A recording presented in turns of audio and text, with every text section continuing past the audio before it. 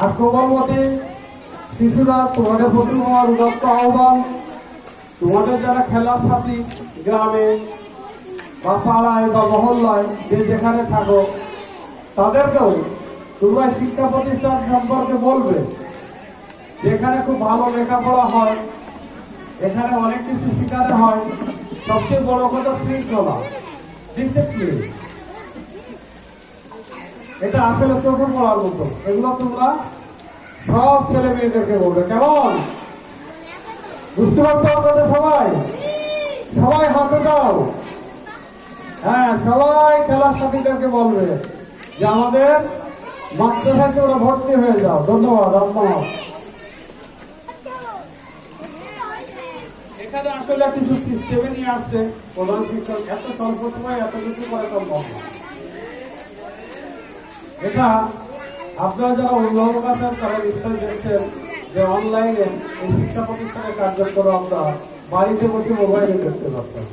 তাদের দৈনিক রুটিন, তাদের প্রতিদিনের ক্লাস, পড়া, সব কিছু আমরা বাড়িতে বসে দেখছেন এবং বাচ্চাদেরকে সেভাবে পড়ানোর চেষ্টা করছেন।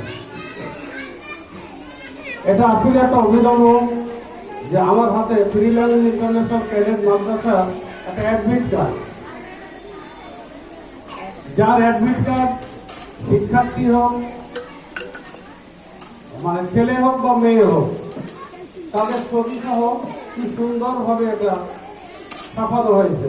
তার আইডি নাম্বার, তার ছবি এবং নাম টাম সহ রোল নাম্বার খুব সুন্দরভাবে। এগুলো একটা ব্যতিক্রম জন্ম প্রতিষ্ঠানে নেই।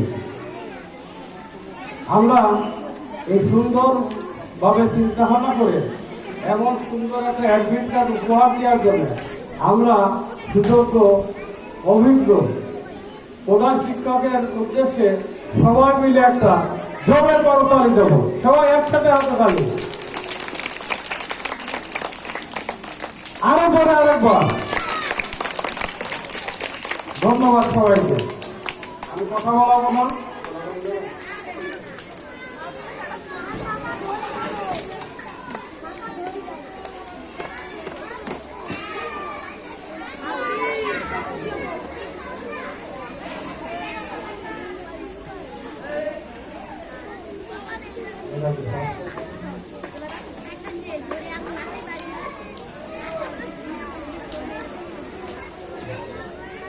আমার হাতে প্রধান শিক্ষক প্রতি প্রদত্ত